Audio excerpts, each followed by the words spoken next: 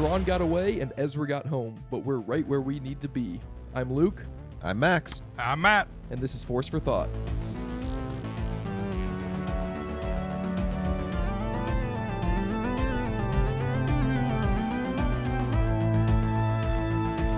Hello and welcome back to Force for Thought. We just finished watching Ahsoka episode 8, Yes, the we did. series finale.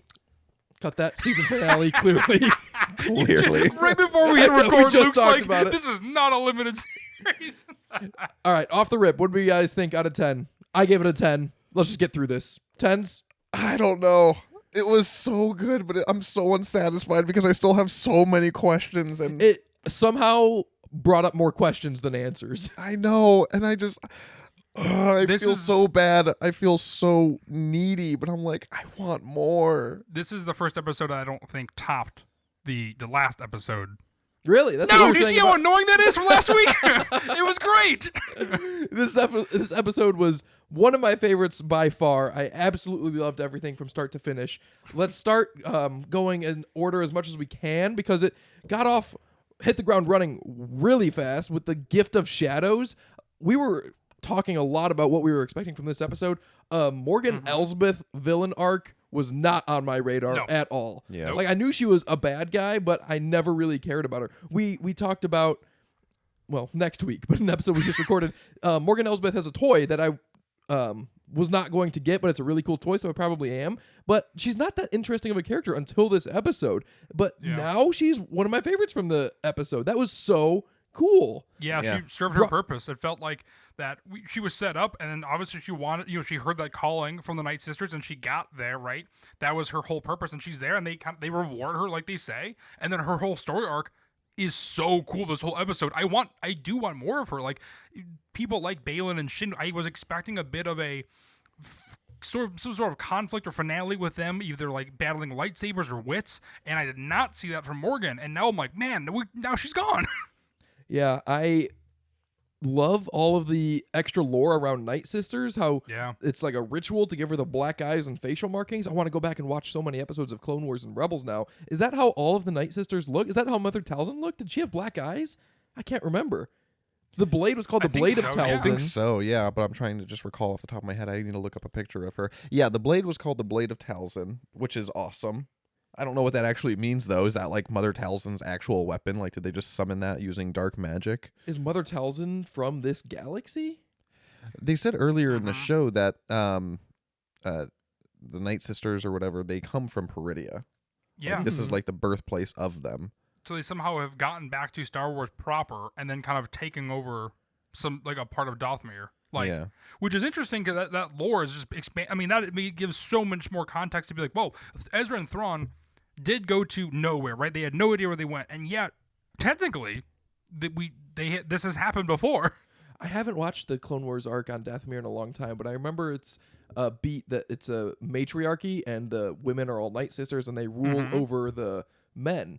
I wonder if the men, the Zabraks, like Darth Maul, are just native to Dathomir, and then the Night Sisters came from this galaxy, and like, of course they would dominate them. Yeah, Just immediately took over. that's crazy lore that just got dropped on us that we have to now process and kind of insert into every I just other. googled it. I mean, Mother Talzin did not have black eyes, so don't know what Are they that means. green? It doesn't mean. Were they white? No, they were normal looking eyes. They were give us a color, humanish. LT. I mean, she got pupils. I think they're maybe blue. They look normal. I Let me don't see. know. Let me see the picture. Yeah, let me see that picture too. Looking like the singer of Ghost, Papa. It's. She got normal eyes. I I, don't know I how else wouldn't to say put it's it. normal. I wouldn't say it's normal. Everyone at home can fill this dead air by looking up a picture of Mother Talzin themselves. As you should. I'd say they're white. I think it looks white, but I also can't really tell if it's just like the contrast with the black surrounding it. I would say it's white. It's got something going on.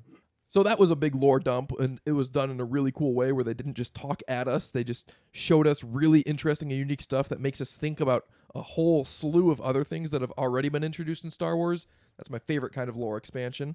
Then we get the title card, which I really want to get to the Balin and Chin content, which is at the end of the episode. So I might find myself Stay running tuned. through all of this beginning part, but I really want to go into everything because the music at the title card was exceptional again. It was like just a snare drum, but it was so haunting.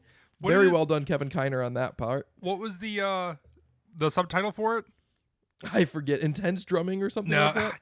damn. I thought you wrote it down. That's why I did it. But man, yeah, it nailed it on the head, and it was so. Oh, I did. Sinister drumming. Yes, there it is. Sinister drumming. Oh man, I missed a whole bunch of other notes that I had before the Gift of Shadows. Thrawn says, "I'm never gonna fall victim to a single Jedi again." Good learning from that lesson, Thrawn, because I mean he only failed twice in Rebels. Once was to a Jedi, once was to the Bendu, and that one is kind of a wash because no one can predict the Bendu. But Yeah. you learn from your one defeat, and that's a great character beat for Thrawn. There's another great line where he says something along the lines of, I watched many Imperial officers make the same assumptions about the rebellion in reference to not caring about Ahsoka and Sabine and stuff, and Morgan kind of underestimating them. Yeah, and he had a I lot of love that. ammunition that he held back too in that exchange. Because I thought he was Yeah. going to be like, "And now look where the Empire is without me." When Yeah. everyone else looks at the Jedi, Yeah, he played with- it pretty safe. But the entire time during this transformation, though, Thrawn is just standing by like he almost has seen this ritual before. Like, I mean, he's always very stoic and stuff too. But I think just as a background piece, I'm just like, wow. Like, I felt like I don't know. It was creepy to see Thrawn react to something. He's been hanging out with these Night Sisters for a while. I mean, I'm sure he's seen some stuff. But let's talk about one thing that we did see, because we like audibly gasped at the exact same time, and it was that shot as soon as they were done performing that ritual, where you just see those two TIE fighters leave that Yeah. hangar bay. Oh on man, either that's the side shot of the him. show. I think It- That all was 8 such a episodes. cool shot. It was sweet. There's another shot though when Ezra Force pulls the night troopers towards him, and And Ahsoka slices them both. yes, Yeah, thank that you. I was don't know why I cool. That was couldn't cool, too. form a sentence, but that's in the second one. But then also the sound of the TIE fighters is so classic, and it kind of for Ahsoka being its own thing, and obviously relying on Rebels and Clone Wars, but like hearing the TIE fighters zoom past just really brings you back to just like classic Star Wars, and I feel like it was a nice little bow to be like, yeah, it's still Star Wars, baby. But I Yeah. loved it, I agree. The next scene we got was the lightsaber crafting for Ezra. which we've never seen in live action, right? We've never seen in live action, and I was surprised to see it at all. Did you think he was going to craft a new lightsaber? We thought that we were going to get to see Kanan's lightsaber, which we didn't. No, we where's did it get at? the next best thing. Yes, Which is They basically did a take that character recreation of beat it. And into it's- consideration. And it's Huyang creating it still, which is so cool. He's actually there. I mean, Yeah. he's not creating it, but he's there with him, kind of learning. No, Yeah. I don't think we've seen it in TJ. live action before. It was in a deleted scene from Return of the Jedi. There's a deleted scene where Luke is building his green lightsaber in a cave on Tatooine, but it obviously got cut.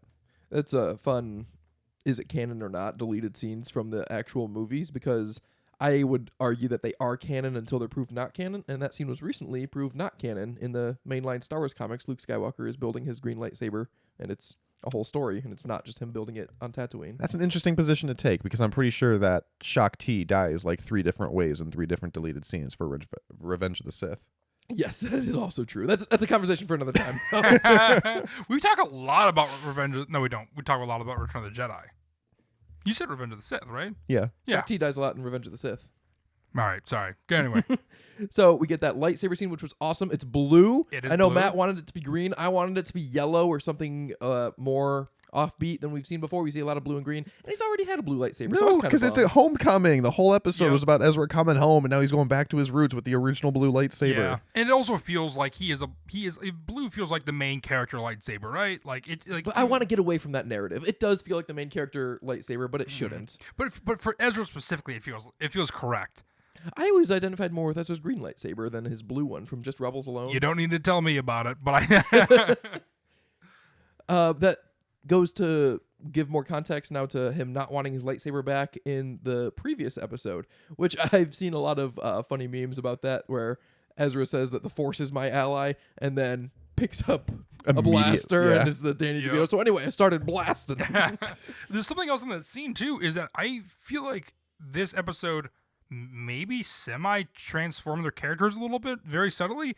Ezra's beard to me looked significantly thicker, and his hair looked a little bit more prim and proper in comparison. Yes, that's the downside of doing our format like this of recording right after we watch it, because I would love to pull up the other Yeah. episodes and get like a side by side. Same with Thrawn. You mentioned Yes. that the V on his forehead looked more pronounced, and I kind of thought something similar too. And it could totally just be the directing, right? It could just be the angle, since we're like a little bit more like directly dead-eyed with him. We're not necessarily looking up at him, so it could definitely be the angles and the shadowing that we're getting in this episode, but it just felt a little different. It felt like they were like, all right, let's take a month break and come back, and then they filmed this episode or something, or multiple days or whatever. It just felt a little different, like unnoticeable and not a complaint, just a little different. Mm-hmm. We finally learn why Ahsoka turned away Sabine when they were training previously. And I gotta say, I'm on board. I support Ahsoka in that decision. I thought I was going to be on Sabine's side, but the death of your family is tragic and serious enough that you should stop training to become a Jedi for a while. You gotta take some time to focus on yourself after that. And it also just leads to think that, like, Sabine as a character, which we kind of know already, but, like, could potentially fall, like, to the dark side and use powers for bad and maybe potentially revenge as well. And so I think, obviously that's all implied with why she stopped, but, like, seeing that, I think also opens up a little bit more of her story to be told and a little bit more weariness next time Sabine is fully trained, and the fact that if Ezra dies, if Ahsoka dies, she can still fall into that trap. And so I think it's laying the ground for, obviously, wherever we're going to see these characters next, it lays the ground for us to be a little bit more weary, I think, of her. Yes, and especially the very next beat where the TIE fighter comes and attacks them, and Sabine gets in the ship, and we were joking when we were watching, like, oh, that she should kamikaze them. Yeah. And then she just does, and it, like, takes out the ship. Yeah. And as Got the 'em. audience, we were like, yikes, is that the right move? And that's kind of what the characters wanted to say, but I like the way they wrote around it, where they didn't just say yikes, and Sabine came back and just shrugged and was like, got him. Yep. Like, that's the only thing that matters. It's a real fighting what you hate instead of saving what you love arc from Sabine here in this last episode. Exactly. And I'm That's a really great way to excited put to it. see where it'll go in the next season, because it definitely teed it up for I know. a lot to come. And then also, just like you don't really have another choice in that situation. Like, Sabine got them out, so you can't really, as much as you would love that to be a teaching lesson for Ahsoka, she can't say anything because she had no better ideas. And she had just said seconds before, I'll support you no matter what. Yes. So she's She like, really "Ooh, talked you herself really-" into a wall. Yeah. I know I just said that, but that was kind of our home. We also get a little of Enoch. Enoch, I keep thinking his name is not that. Enoch, yeah. His- Not that much Enoch, but that's okay because he survived. No one died in this episode, which now that it's come Other and gone. than Elsbeth. Oh, Elsbeth, you're right. Yep. But now that it's come and gone, like we were talking, we really thought maybe Ezra or maybe Ahsoka was going to die, which, looking back, it makes so much more sense to just leave them in this galaxy. You Yeah. get to have them make this sacrifice. I mean, they didn't sacrifice themselves, they just kind of lost, but you get to have them deal with this defeat and not be shut off from future stories. So Yeah. they There really was- get to have their cake and eat it too with that beat. I don't want to go like the overarching bird's eye view perspective yet necessarily, but like everything about the show is a lot different than I thought, right? We kind of wanted it tightened up in a little bit of a bow, and it makes, I don't know, to move on a little bit, and it's nothing that we kind of thought it was. It was 10 out of 10 great. We loved it. But it's so odd to be like, yeah, every single thing we thought at every single corner didn't pan out, and this is not a show that wanted to be like, this is story one, and here's a nice clean bow, and then start over in season 2. It's like, nope, this is going to be a continuing thing where like actions have reactions, and then they're dealing with their consequences as well. Sabine we're talking about her story arc, and she's dealing with the consequences now. Like, this is something that we didn't consider last week, really. Like, we thought Ezra might die or sacrifice himself in order for Sabine and Ahsoka to get back, and instead it's the opposite, and yet no one dies. But it's, that is kind of that story arc. She got Ezra, she got him home. She no longer is with him, but she did her mission. I don't exactly know if she did it the way she thought or the consequences. I mean, she had that opportunity to go with Ezra, get home, but I think knowing if she did that, Ahsoka would have died. Yeah. Yeah, I agree. It's a lot to look forward to. I can't believe that it was teed up so perfectly for a second season, and we I don't know. know anything about a second season. I know. We gotta go through this Yeah, whole yeah. episode because I'm almost more interested in the overarching thing. Because what does this mean for everything? Right. So next was the Ezra, Ahsoka, and Sabine siege on that tower to get aboard the Chimera before it departed. But and real we quick, get the some door! good action. The door? The door. We gotta talk about the door. Luke and I both like jumped thinking that. Oh, like, the way it was shot. Yeah, Yes. that was very well crafted because Yes. that's such a classic trope that where they like make it through the door at the last second, but it got me. Yeah, I was like, knew, I'm very familiar with that beat, and Yes. I fell for it. And then the Chimera firing directly just below. I don't think we've ever seen cannons like that on a starship just fire down. Yeah, it was cool to see. Do we when Thrawn sieges Lothal in Live action, we have never seen. the lightsaber choreography? it's been superb all season. So I sound like a broken record talking about it now, but they stepped it up even more somehow. Maybe it's just quantity 1000%. and maintaining that same quality because there was so much. I think Ahsoka's fighting a little different with her style as well, much like Kylo Ren versus Ben Solo, and I feel like it's like Ahsoka versus Ahsoka the White. I think she's got a bit of a looser fighting style. It seemed like faster. I think she Yes. also adjusts it according to who she's fighting and how they're fighting. Oh shit! I bet Like you're right. I feel yeah. like the way she fought Marok with his double-sided blade was different than how she fought Balin, which was just like really heavy-handed versus how And she the fought one saber. Yeah, you're versus right. how she fought Morgan Elsbeth, which was really cool. I really liked how Morgan Elsbeth fought with that blade of Talzin, and how she like had her hand, like her left hand, braced against the blade, like Yeah. for most of the fight. It was just really cool. It was a unique fighting style that obviously we haven't seen in Star Wars because you can't touch the blade typically in Right. Star Wars. But it was real cool. You're kind of blowing my mind with that too, because like obviously with versus Balin, you're gonna need both hands on one saber because of how powerful and strong he is. So like I know we talked about that a couple of weeks ago, but the fact that she's consistently changing that style, I've never really noticed. But like obviously with Morgan, it's very fast and very agile, and I think that it's quick blows, not necessarily a lot of force. You're letting the blade do the work. Versus Balin is obviously a brute, just like slashing down. Wow, that's crazy. What do we think about the zombie stormtroopers? I guess this was the first time we've officially seen it. We really thought that this is where we were going, and now that we're there, what do you guys think? Actually It's frightening. awesome. Yeah. A lot scarier than I thought it would be. I I'm agree. looking forward to the action figure that inevitably has a button on the back that will light the eyes up green. I That'll be want good. that so bad. I'm excited for the one that was the last one that they killed. Yep. Ezra decapitated, where you see his jaw coming out and he looks all deformed and scarred and zombie-like. That was awesome. It's actually freaky, and I think we didn't get a solidified, I guess, answer of what's in the coffins, like those crates. It's a coffin. They're talking about catacombs and stuff. They're bodies, right? He brought the knights or the Great Mothers with him. Yeah, he's raising some sort of army.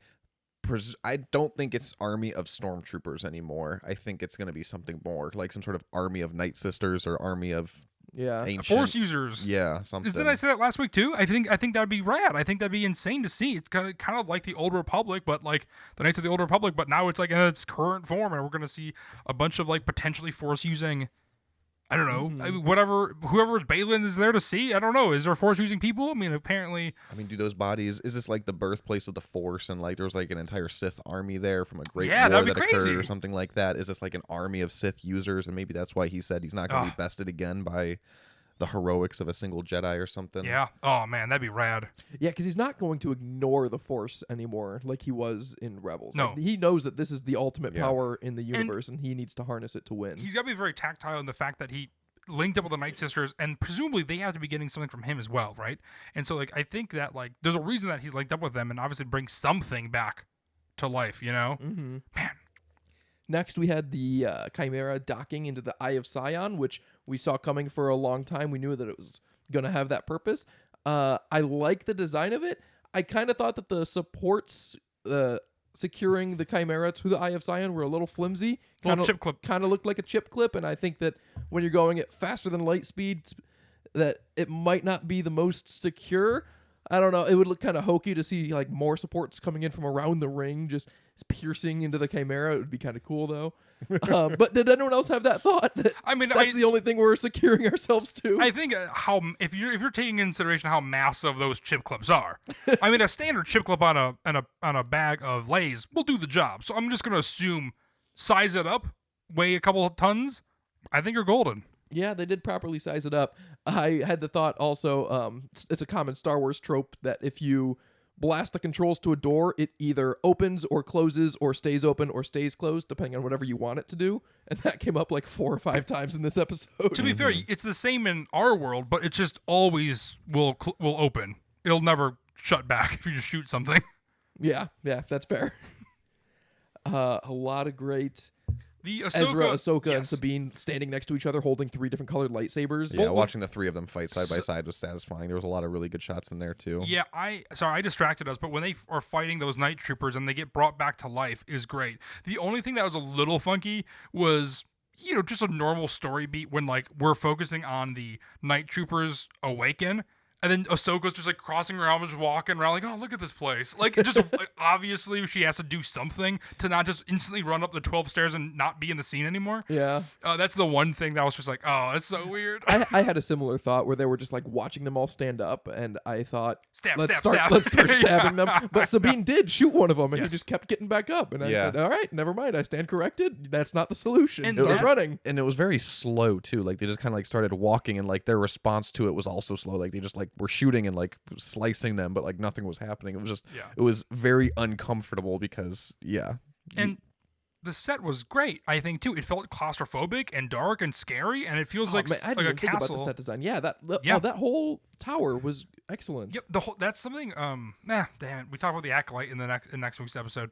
Spoiler, but it's gonna say something about like any of this, all this. Some of the same thing with Andor is that just like, Ahsoka and Andor both have these amazing sets, and they really are diverse, and you feel like you know exactly what that would feel like or look like because we've seen it before in other IP and other movies, and I think it does such a great job. And it really just takes you there. Like in that scene, you feel claustrophobic, and they're running upstairs, and they're at one point Ezra gets attacked from behind, and Sabine is trying to figure out how to like get him out of that attack, which is really cool to see. And then it leads them to the Morgan Elsbeth fight when Ahsoka's like, "You guys go get Thrawn, I'll take her on."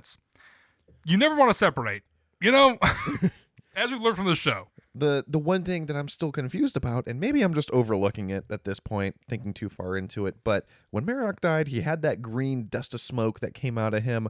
We didn't see that with the stormtroopers, and then they were reanimated, and we're like, okay, now it's going to happen. And then it still didn't happen. So Yeah. I don't know what that was all about. Yeah, I feel like why when they did killed he- Elsbeth, I feel like she kind of had something similar like that. Well, it was weird that when he died, he just like basically like puffed out like a balloon kind of.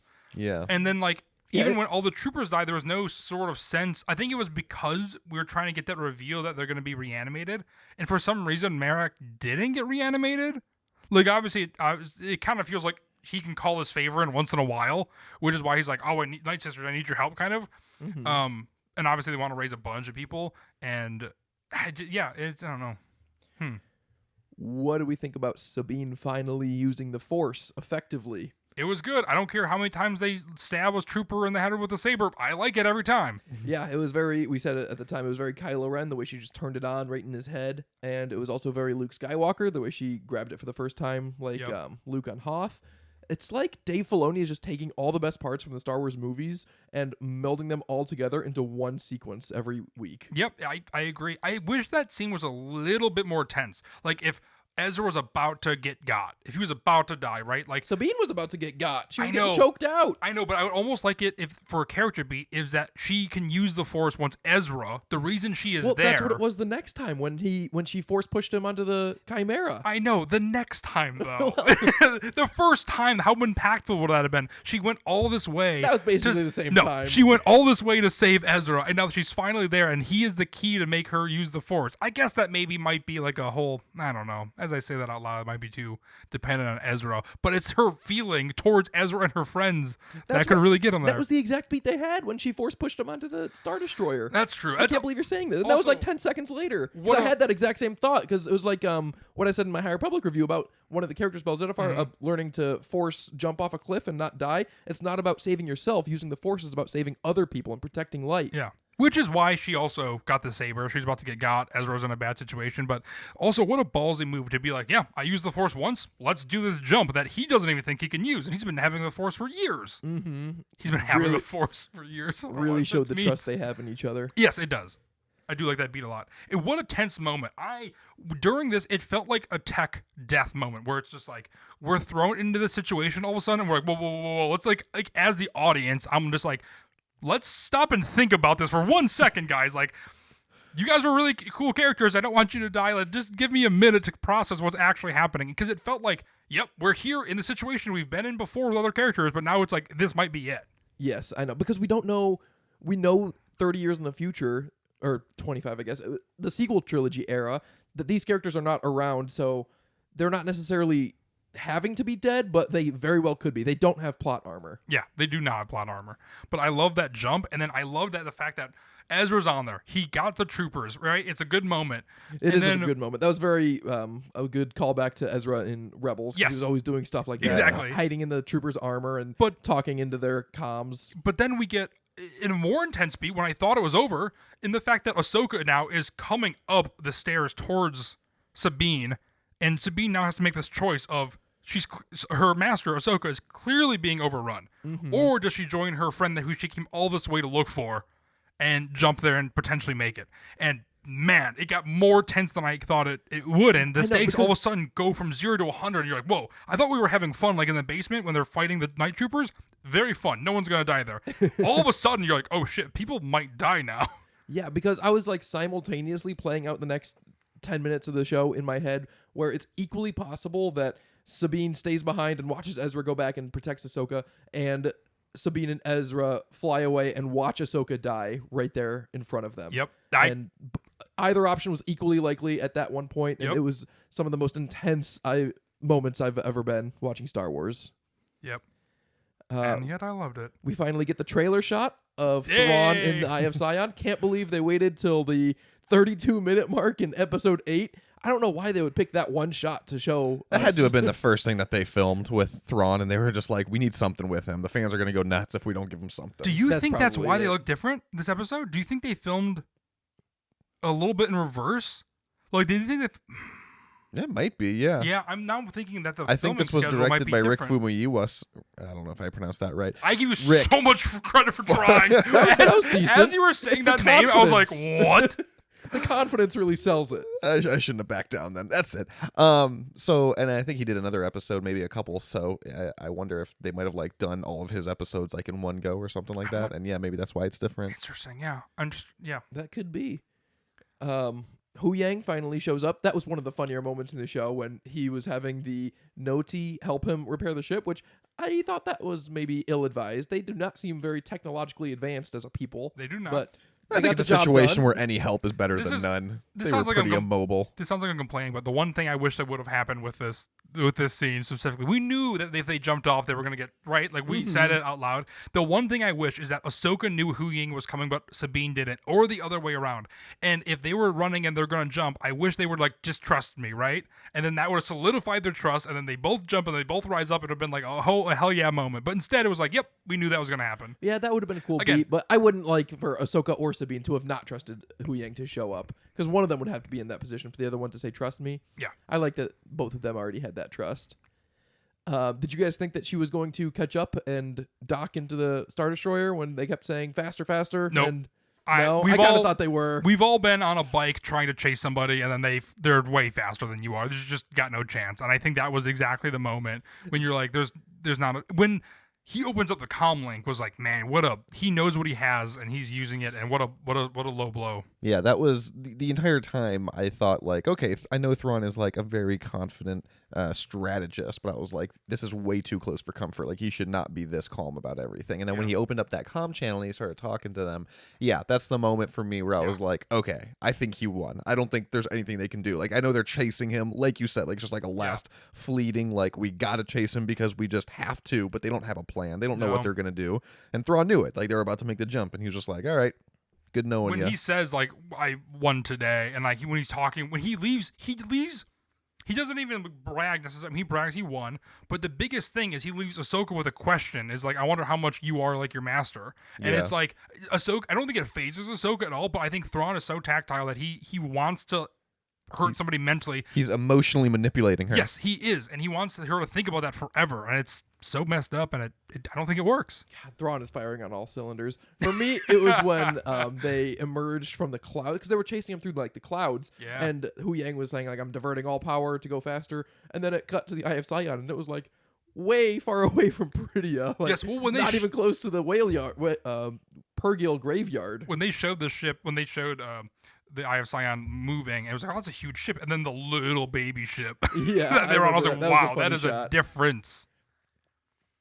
Oh man, it's so good. And then when he blasts away, I'm like, that would be a fun ride. I feel like we've all kind of experienced it in Smuggler's Run a little bit when you kind of lose power and stuff. But man, that'd be a fun ride. This whole show would be a fun ride. There's like eight different things in here that I'd like to ride. We did not get to see Thrawn desolate the New Republic fleet that was hanging outside Cetos, like we thought we would. Yeah, he went straight to Dathomir. Yeah, what a move. That's the thing. He doesn't want to be known yet, right? He's got a mission. He's got part. This is like his second part to that mission. I thought he whatever didn't he's have on. a choice though. I thought the path from Cetos to Peridia was precisely that, and there was no other way to go from one galaxy to the other without going to those 2 planets in particular. He's got But the maybe Night the New Sisters, Republic you had know. left. Maybe he did go back to Cetos and it was empty. Yeah, we're just gonna wait around. Yeah, maybe it took a while because it did. They were loading up the catacombs for like days. Yeah, exactly. And I'm pretty sure the trip there also took a significant amount of time. I think there were time jumps. And you during got that. Ziono over here just trying to redirect people and resources everywhere, probably. We Could be the worst. finally get our Balin Skull and Shin Hati content at the very end. I assume And everyone it at wasn't home enough. was just like not. me that said every 5 minutes, like, hey, where's Balin Skull and Shin Hati? Why have we not seen them yet? And while it is disappointing we didn't get to see more, I'm very excited that we will one day soon. Shin Hati, leader of the Notskin Raiders. I hope they get an official name. Maybe the Hotties. Who knows? The hot. That'd be funny. I also feel like there's a chance that the story, if Ray Stevenson was alive and Balin Skull would continue, unless they recast him, so this could still happen. I have a feeling we're gonna do a time jump next time, and out of respect for him, not show Balin Skull anymore. I don't think they'll recast him personally. Really? I don't it think seems like so. there's so much story to tell, though. That I think seems they'll impossible. recast him. Really? I think Yeah. they will too. Man, I don't know. I think they very clearly set him up to be an important role in the future moving forward because Yeah. when the last shot that we saw him, he was standing on a giant statue of who we believe to be the father from the Mortis arc of the Clone Wars. There was a story arc where Anakin, Ahsoka, and Obi-Wan go to this planet called Mortis, and it's a very ethereal kind of metaphorical planet, but when they are there they meet 3 figures: the father, the son, and the daughter. And the father is he's not really technically living, but he was the embodiment of the balance of the Force. His daughter was the light side of the Force, and his son was the dark side of the Force. And while they were there, Ahsoka technically died, but the daughter, who was the living embodiment of the light side of the Force, gave her life to basically resurrect Ahsoka. And so the light died, Ahsoka lived, and we presume that the light side of the Force lives within Ahsoka. And following that arc, there was an owl called Morai that followed the daughter around, and we saw it following Ahsoka around after that arc. We saw Morai actually the first time in Mandalorian. Well, not the first time. The first time we saw Ahsoka in live action in Mandalorian, when she was hunting down Thrawn and encountering Morgan Elsbeth, Morai was there. And then we notably did not see any Morai throughout this entire show until this last episode. And I think that something is going on in Peridia. It is the birthplace of the Night Sisters. Yeah. I think this is going to be some sort of birthplace of the Force, and I think Balin Skull is set to basically somehow destroy the Force. I think Ooh, that's cool. I think he's tired of the light and the dark and the cycle, and I think that's what he's trying to do. And I think that's why at the end, Ahsoka says she is right where they need to be. And I think it is because Ahsoka is the light side of the Force, and she needs to keep the dark side of the Force in balance. And I think that's going to come into play in future seasons. It's all wild speculation, but I think they set up Balin Skull way too much to just not show him again or to try to get away without him physically. I think they have to recast him. My prediction is that Ahsoka Season 2 is going to be announced very shortly after this release, and they're going to start laying the groundwork to kind of let fans know ahead of time, like, we are going to recast him. Please don't be upset at us, but I think they have to do it, and I'm okay with it. I think it needs to be done. I don't think everything you said sounds super intriguing. I don't think they'll recast him, especially after to our friend Ray after the first episode. I think they'll find a clever way to work around it and use the embodiment of Balin Skull, whether it's his being is transferred into something else, whether it's another person, and it's kind of open-ended, and we have that beacon of something showing. So I think there's potentially there could be somebody there. Again, I don't think they'll recast him. I think they'll find a creative way to be able to I don't think they're just gonna have another like brute guy with white hair be Balin Skull. I don't think that would work, honestly. Even for me, I don't think it would work. I think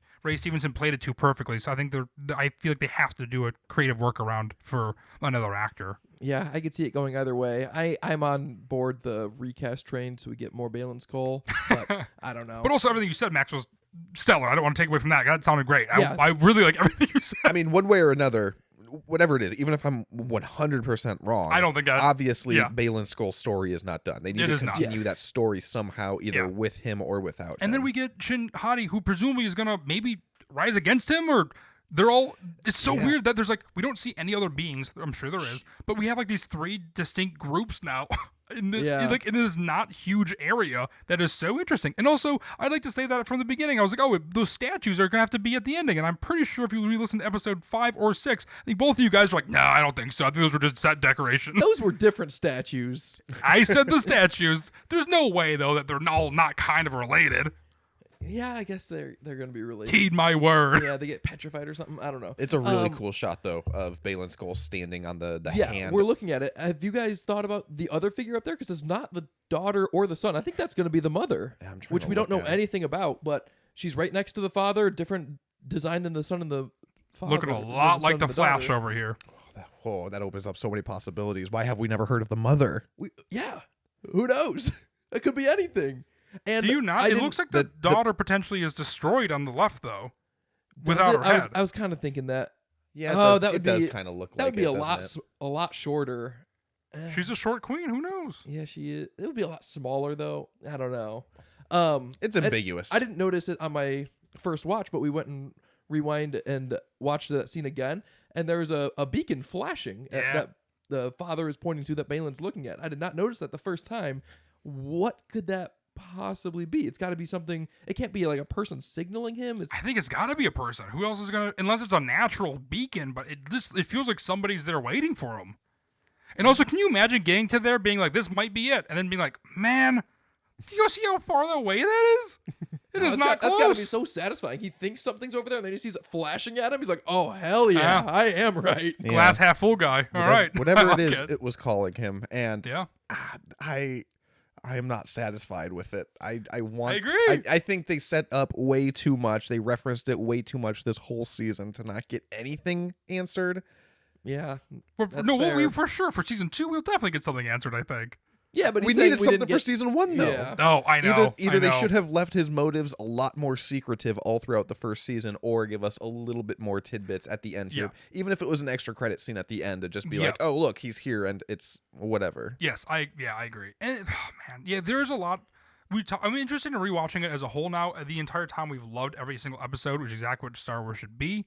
But I'm interested in seeing it as a full, because it's a piece of a puzzle. And, I can see this being not a mini series, but like being one of those shows like Andor, which is 2 distinct seasons. Like maybe Ahsoka's 2 to 3 seasons. Like it's a pretty short and concise story. Like, I think it will be, because I'm assuming it's going to conclude with the Filoni movie. yeah, that's true. I don't think so anymore. I was gonna talk about this later.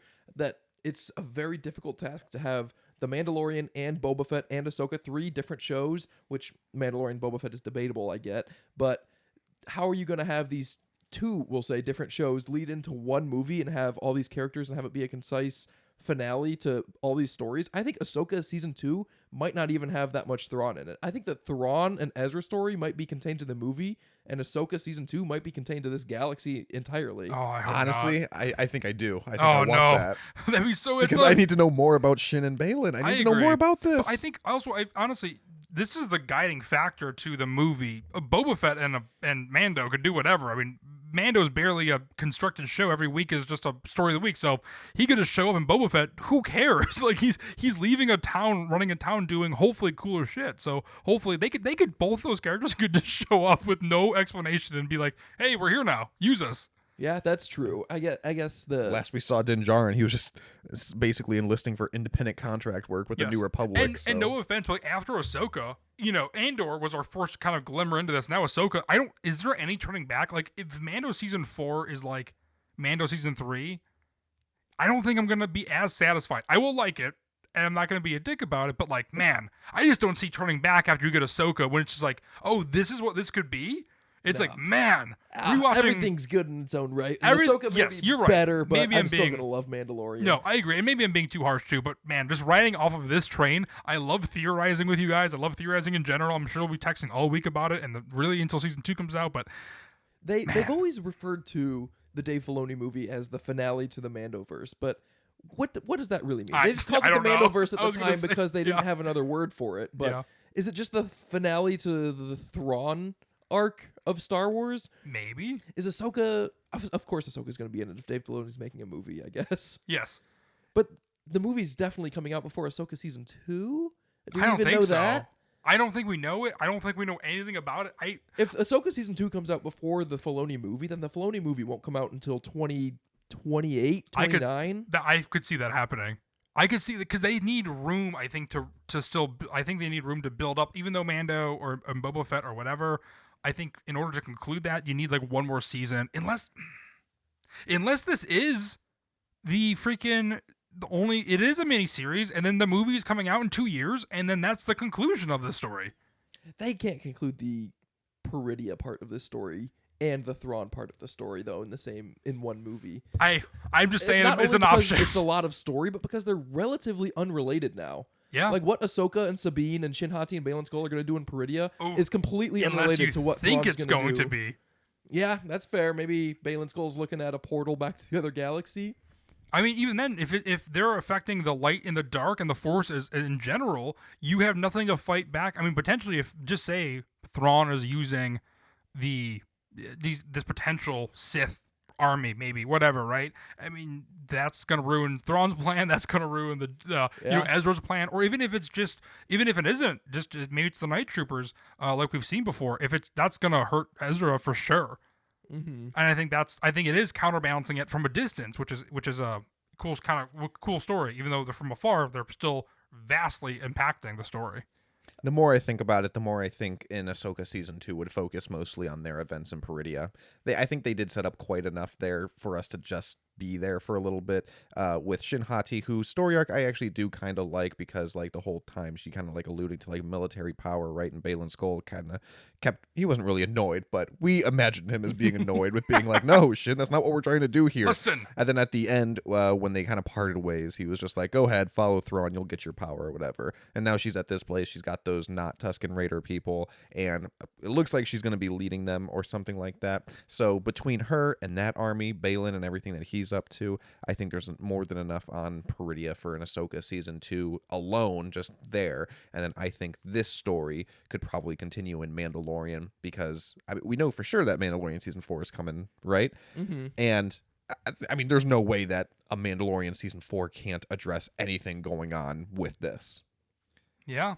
So I wonder if this is going to be continued in Mandalorian, and that's kind of like how this web is interacting with all these different hope so. shows. And And That we have would flow Boba well. Fett open if they do another Boba Fett season, which I don't know if they will. I don't know if anyone's clamoring for, but I think you have a true openness to have Boba Fett season 2 or just have him weave in Mandalorian either way.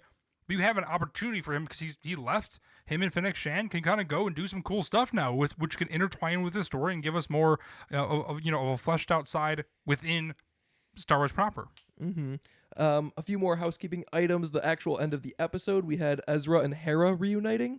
Teary eyed. yeah, I got I goosebumps. I was teary-eyed. I do worry what it's going to be like watching that scene with my wife when I rewatch this episode with her tomorrow. Because you're going to cry? Because I'm going to cry, and she doesn't know Ezra, barely knows Hera. We just watched this phenomenal episode of TV with all this important stuff with all the characters that we've grown to love over the last 7 episodes, and this is very much a scene for just people that watched Rebels. But if you haven't watched Rebels, it's not- this scene falls real flat. It's not nearly as impactful, but the entire time we know how important Ezra is to Sabine, and we know that they were part of a crew, right? We kind of get hinted at that. We know Sabine and Hera are close, and so we know that Hera is putting everything on the line for Ezra, right? I mean, Ziono says that. And so we get nuggets. I agree it's not as impactful, but I think it still works. And I agree. It's Yeah. nuggets, and also the mention of Kanan, which is like Yes. the connection between Hera and Ezra, more or less.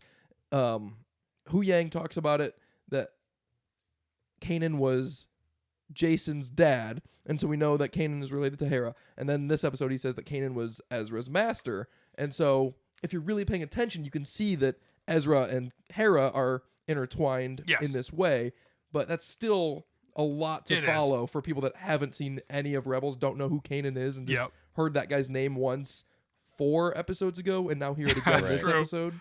What really got me though was when Chopper knows it's Ezra and Chopper goes up to him, and that's like, oh man, I know. that's what got me, because Hera, and that's gonna be emotional. But the fact that he recognizes him, he knows him, it's just like a dog or something. When you like come home from college for the first time, it's like Yes. it's so heartwarming to see. I loved it. Yes, as a Rebels fan, I did love that scene. I don't want people to think I didn't love that scene, because I certainly did. No, I know. I mean, the whole show, I know exactly where you're coming from. The whole show, I'm just like, I've only talked to one person who's watched it, like I said earlier, that has not seen Rebels or Clone Wars or really a Star Wars fan and has been loving it. So I'm interested in talking to her tomorrow to be like, hey, does any of this make sense to you now? That's kind of wrapped up. I think most of it will. But I'm really worried about that Hera Ezra scene. Mhm. I think that one in particular will be the most lost on people. And then the last scene, we get Sabine and Ahsoka staring out into the shadows in the starlight, and it's Anakin Skywalker's Force Ghost looking down on Ahsoka and Sabine. That was a tremendous way to show Sabine's Force sensitivity, that she can almost see Anakin, that she can sense that there's Yep. something there. Yep. It's a great end to the show, very Return of the Jedi. Like I said before, Dave Filoni is just taking the best parts of the best movies and adding them into this very condensed way. I And agree. he gave us, and Force Ghost Anakin, I feel like, is all that the fans have been asking for, like during the sequel trilogy and everything. Like, we got Force Ghost, Luke, Yoda, and then at the end of The Rise of Skywalker, it was Leia and Luke, and everyone was kind of like, oh, well, give me Anakin. And I feel like Yep. this was Dave Filoni finally being like, don't worry, guys, I got you. Here he is. And I'm glad they did it, and so that we can show him here, to be honest, because I feel like it makes more sense here if you watch Clone Wars and stuff that he would show up for Ahsoka more than Rey. And then I think also, like, man, like Ahsoka and Sabine seem way too chill to be stranded and be like, yeah, we're fine. I know that they're right where they need to be, hence the intro to this episode. But man, like if I got dropped off in Wyoming, like man, I'd be lost. And like we're talking a different galaxy, we're talking not even a different country. You know what I mean? I'm just like, I can't take a plane somewhere. It's like, man, we're stuck till those space whales come back, as Thrawn would say. I worry that because of how well received, I'm sure the Hayden Christensen and cameo in this Yeah. episode is going to be, and the Liam Neeson and Obi-Wan Kenobi, that's I'm not just looking for them to be there. Like, I really want to see some Yeah. lessons and some interactions agree. between Obi-Wan and Qui-Gon and Anakin and Ahsoka. And I hope that, because I don't think we're going to get a Kenobi season 2, and I'm worried that Qui-Gon beat at the end of Kenobi is going to leave us unresolved, relatively speaking. And I know that's not going to be the case with Ahsoka, because we're definitely getting an Ahsoka season 2. But I'm a little weary that we keep seeing this, and then the Force Ghost shows up at the end, and it's cool. Not to burst your bubble, Luke, but I think your Qui-Gon Jinn is my Zeb. It's just, it's meant to be a fun little tag. I will admit defeat now.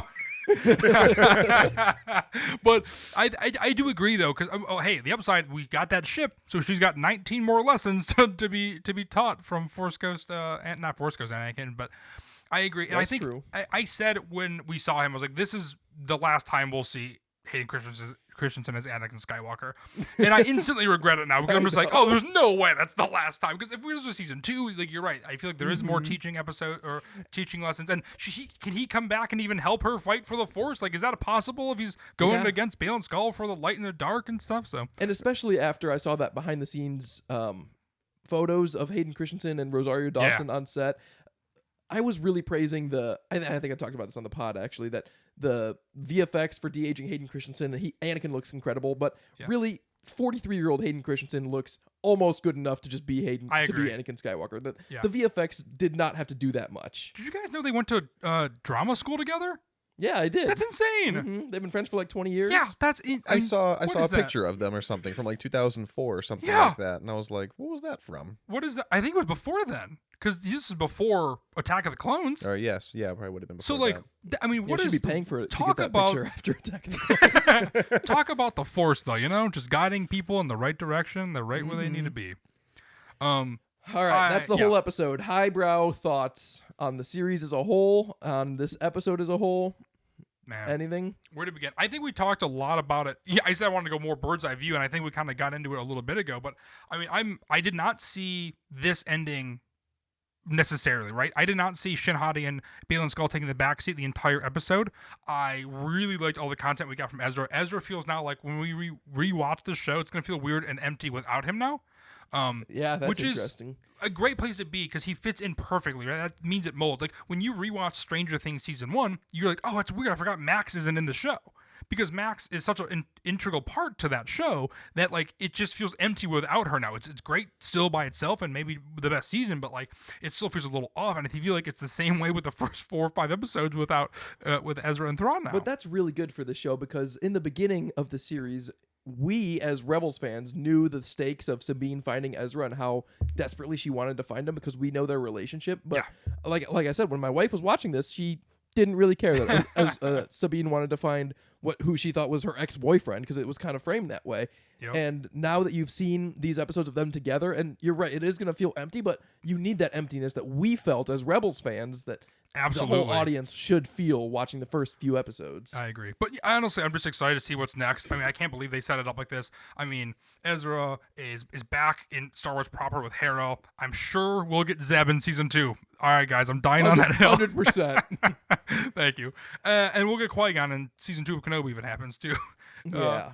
But yeah, I mean, I loved it. I'm excited to rewatch it, and hopefully in a couple of weeks we can also come back to it and kind of not do kind of see it as from a bird's eye view at watching all the episodes kind of concurrently. But yeah, I got Maxwell. What do you got? There was just one line that I don't think we talked about yet, and it was when Ahsoka was asking Sabine if she's been keeping up with her training. I was going to mention that. Yeah.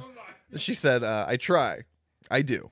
And obviously that's because we all know that Jedi do or do not. They do not try. So I like that little line a lot. That is good. I also just like the lines, train your mind, train your body, trust the Force. I'm like, yeah, that's all you need to do. It's so simple. And yet people overlook it left and right. Yeah, that's a great line too. Did you guys think for a second when Shin Hati made her one and only appearance, tragically, and she pulled out that lightsaber, I thought for a second, like, oh my god, she's going to Anakin Skywalker these Not-Skin Raiders. Yes. Well, she did it so, that. like, when she did it, it was like, oh, is this going to be like, she's going to ride down now and attack? Or she's just been like, follow me? Because they all look at her, like, confused a little bit. I thought they looked scared. Like, when that one guy starts standing up, like, I would be. They fought together. He knows what she could do. Yep, exactly. Man, yeah, what a show. What a... sorry. I'm very excited for season 2. And yeah, I have a feeling that we'll be seeing announcements about it shortly. Yeah, I agree. I also don't know about you guys, but I am getting really tired. So I don't know. Hopefully our enthusiasm is still high. It has been a long day. But man, I am riding high off of this episode. And I'm sure we'll talk about it in a couple of weeks. As you all know, also coming up, not to hijack this right now, Luke, but like, the next couple of weeks we have some pre-recorded episodes we're excited about when we're talking about kind of while we were away, because we've been covering Ahsoka for the past 7 weeks. We also have some Star Wars deaths ranked, which, by the way, we don't have to add to unless Morgan would make our top 5, but I'm not seeing that for anybody. No. Oh yeah. I mean, I was worried about that though when we were recording that. Like, Yeah. I thought we really thought there was going to be a top 5 death in this show. We thought there was. Thank God. Could God. not handle enough. We will, man. Maybe I'll cut this. We won't. Nobody will know. We all knew hindsight. Does anyone have any force for thought to leave us with tonight? I do. If you don't, Thank God. We really should have talked about that before. I had this thought a while ago and I didn't want to get into it, but then it came up again in this episode because I forget who, either Enoch or Morgan Elsbeth or maybe the Great Mothers, but someone refers to Thrawn as my lord. And I've been watching Game of Thrones, as you know, if you've been listening to the podcast. And what does lord mean? Who's a lord? The Sith are lords of the Sith, but then the Imperials call Darth Vader my lord. And it just seems like, and now Thrawn is a lord. It just seems like random groups of people get to be lords if they want to be. People that are in honorary charge. title. There's people in charge of other people, but also I assumed it was like people that like I assume like Lord Vader, right? Because he he has like a place on Mustafar, right? That he's able to. So is it like a land thing? I think it's a lord over a certain. I would land assume or it's a land or property thing, but I also think it's like in command of like an army or command of a troop or something. Is my guess. I don't know, but that's everything in Game of Thrones has led me to believe that, and I never transfer that knowledge to Star Wars, but I'm going to assume it could potentially the same. Because they're lords of the Sith, and like, are they Lord of Light though? I always Lord thought of the Light is not any property. Lord of the Sith is more of like the religious connotation, not as like the historical, But like if it's- lord of the land, more of like a religious like lord. That's what I thought too. You're a But then Sith if Lord. it's Lord in a religious sort of way, and it's like force based, then why do the Imperials all call them my lord? Because they're not Sith. Well, I think or it's 2 in 1, right? Force-related. I think it's like Yeah, if you that's own, interesting. if you're in charge of an army, if you're in charge of land, they look up to you because at the times, right, you were rewarded these things, and you have to be kind of like an upper echelon of people. So I think it's like a religious connotation to be like, oh, that person is so above me that they are a lord. So I think it's a bit of a combo. Yeah, I'm mistaking a lot here, having zero knowledge and being very tired. So I don't I know. know. I googled it when I first had this force for thought, and I think the textbook definition is like a lord is someone that holds power or status over another person. No. Which is vague and ill-defined enough that you could say about anyone in Star Wars that's in a position of authority. But it just seems to be so random, and it's so frequently Sith, and the Sith rule over the Empire and other factions seems odd because it's like religious culty based and they're more government bureaucracy based, and the intermixing of that seems fuzzy. I don't know. Pick a lane, I just you think know? that was some interesting force for thought to keep us chewing on until next week. That is interesting. And it carries a very negative connotation to it. Like I'm trying to think of a good guy in Star Wars who could be considered a lord. Well, that's the that thing. would I just think make you feel icky. the lords, right? The people that go by that want that title. They want that power. Anybody would be of good, right? Anybody that would be nice or good or willed I don't think would request that title, especially in Star Wars. Where in Thrones, I think it makes more sense because it's like a cultural thing. Where I think in Star Wars, it's like they're forcing this weird title on people. That's true. Like imagine if you called Yoda my lord, he'd be like, no, Yeah, don't call me that. back up. Or for some reason, I went back to Return of the Jedi. Han Solo was made a general, and he led the attack on Endor. Like if the troops were just like Lord Solo, like, well, I don't like that. That's Yeah, icky. No, Lord he is would like definitely it. villainy in Star Yeah. Wars. Definitely villainy. All right. Well, that'll be all for us tonight. So let us know what you think about Ahsoka Episode 8 or the Lord connotation in Star Wars, the real world, or Game of Thrones for that matter. You can reach us anywhere on social media at Force for Thought. Yeah. Until next time. Yeah. Also, I was just gonna. I should say see you, Sammy. But I'll still. This is the last episode of Ahsoka, so it's been really fun doing this on Tuesday nights and eating Burger King. Every single day. I will miss the Ahsoka.